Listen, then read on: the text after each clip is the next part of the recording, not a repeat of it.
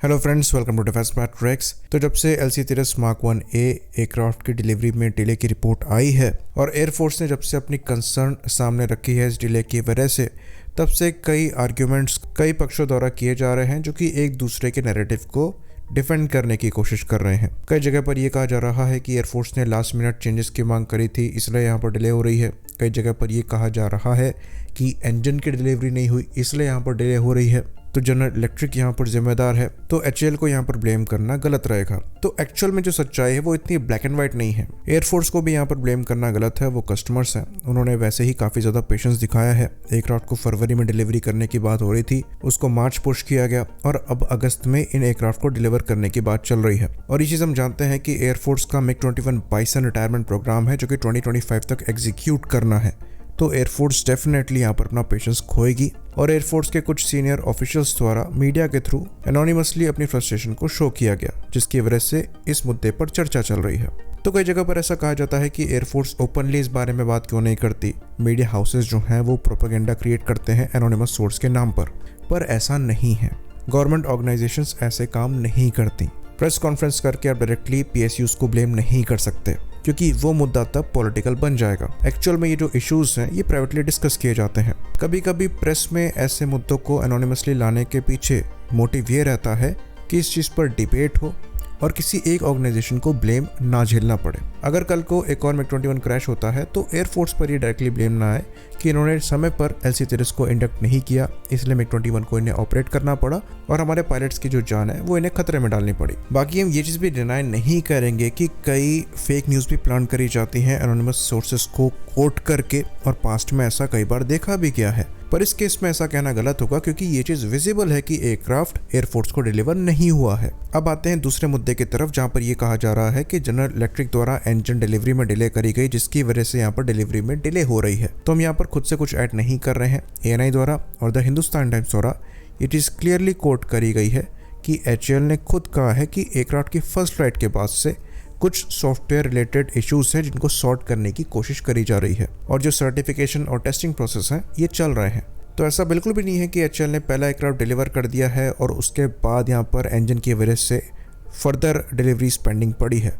जो पहला aircraft fly कर रहा है वो भी अभी तक डिलीवर नहीं हुआ है, क्योंकि वहाँ पर जो मैन्युफैक्चरर है उसके द्वारा कुछ इश्यूज में सुधार किया जा रहा है और सर्टिफिकेशन प्रोसेस को कंप्लीट करने की कोशिश करी जा रही है। तो क्लियरली HAL की साइड से यहाँ पर डिले है। ये चीज़ किसी और पर डालकर खुद जिम्मेदारियों से हटना सही नहीं है। आपने एक टाइमलाइन प्रॉमिस करी थी और उस टाइमलाइन से आपने डिलीवरी स्टार्ट नहीं करी। 16 एयरक्राफ्ट इनके 16 एयरक्राफ्ट आप इस फाइनेंशियल ईयर में डिलीवर कर पाएंगे, वो एक अलग मुद्दा है। वहाँ पर इंजन इशू एक वैलिड रीज़न है, जिसको लेकर ये रिपोर्ट आ रही है कि जो इंजन है ये सितंबर से डिलीवर होना चालू भी हो जाएंगे। तो हो सकता है ये इशू आए भी ना, पर आपको पहला एयरक्राफ्ट कम से कम समय पर डिलीवर करना चाहिए था, जो कि फ्लाई कर रहा है। खैर, अब आगे बढ़ते हैं और बात करते हैं इंजन डिले पर।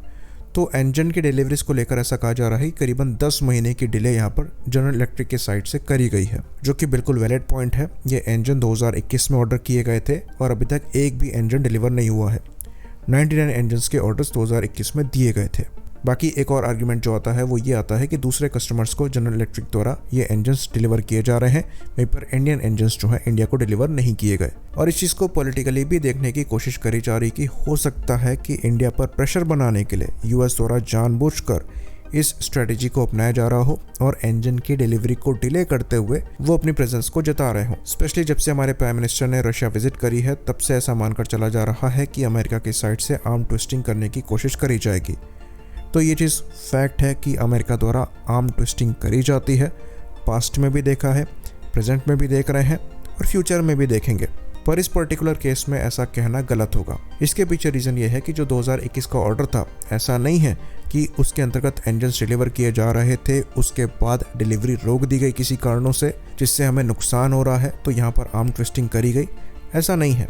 एक भी इंजन यहाँ पर डिलीवर नहीं हुआ, इसका मतलब है यहाँ पर एक इंपॉर्टेंट इशू एग्जिस्ट करता है। तो पिछले कुछ महीनों में ये चीज़ हमने देखी कि US इंडिया के साथ डिफेंस कोलैबोरेशन को किस लेवल तक ले जाने को तैयार है।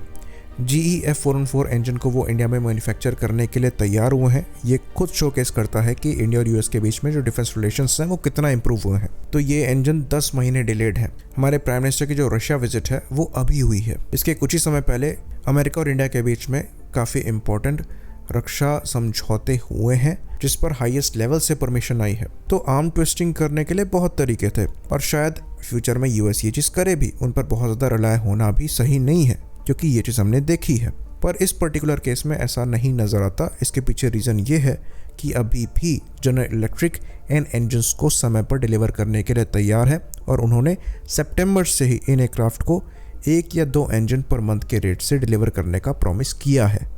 अगर वो यहाँ पर डिनाई करते तो कहा जा सकता था कि आर्म ट्विस्टिंग करने की कोशिश करी जा रही है। पॉसिबल इंजन डिले का कारण यहाँ पर एक तरीके से कोविड भी कहा जाता है। साथ ही साथ ये भी कहा जाता है कि जनरल इलेक्ट्रिक के पास मेजर ऑर्डर्स पहले से कोरिया के थे जो कि GE F404 के डिफरेंट वेरिएंट को ऑपरेट करते हैं। तो वहाँ पर जनरल इलेक्ट्रिक की प्रायोरिटी थी जिसका नुकसान इंडिया को झेलना पड़ा क्योंकि हमारे द्वारा एक डिफरेंट वेरिएंट ऑपरेट किया जाता है इन इंजन्स का जो कि सबसे ज़्यादा पावरफुल वेरिएंट है। तो अब GE की जो प्रायोरिटी है वो यहाँ शिफ्ट हो रही है और अब जो लेटेस्ट रिपोर्ट्स आ रही है उनके हिसाब से GE द्वारा ये प्रॉमिस किया जा रहा है कि वो इन इंजन्स को दोबारा से सप्लाई करना स्टार्ट करने वाले हैं और यहाँ पर जो डिलीवरी रेट है उसको भी बढ़ा सकते हैं प्रीवियस डिले को कंपनसेट करने के लिए।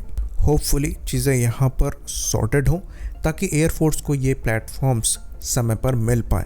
पहला बैच अगर समय पर नहीं भी मिल पाता है तो कम से कम जो 83 एयरक्राफ्ट हैं वो गिवन टाइमलाइन जो कि 2028-2029 की है उसमें डिलीवर हो पाए। तो अगर GE इनको 2 इंजन्स पर मंथ के हिसाब से डिलीवर करने में सक्षम होता है तो 24 इंजन्स एक साल में डिलीवर किए जा सकते हैं जो कि पीक LC-30 Mark 1A का प्रोडक्शन रेट होगा। तो यहाँ से चीज़ें सॉर्ट करी जा सकती हैं।